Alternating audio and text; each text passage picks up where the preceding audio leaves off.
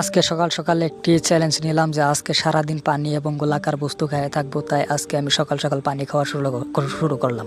পানি খেয়ে তারপর আমি চলে গেলাম দোকানে গিয়ে একটি 5 টাকা দিয়ে লাড্ডু কিনলাম, কিনে এই লাড্ডুটা খেলাম।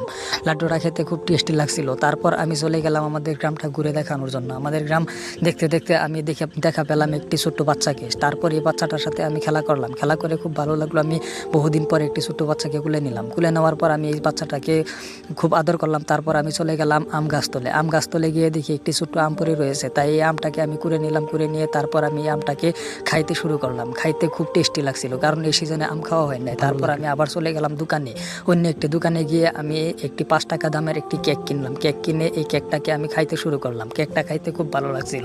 এদিকে সন্ধ্যা হয়ে গেল। সন্ধ্যার সময় দেখতেছি যে সন্ধ্যা হয়ে গেছে। কেকটা খাওয়ার পর পানি খেলাম। পানি খেয়ে দেখলাম সন্ধ্যা হয়ে গেল, আমাদের গরুটা বাঁধতে হবে। তাই গরু বাঁধলাম। বেঁধে তারপর আমি 2টা পিঠা খেলাম। খেয়ে আজকের ভিডিও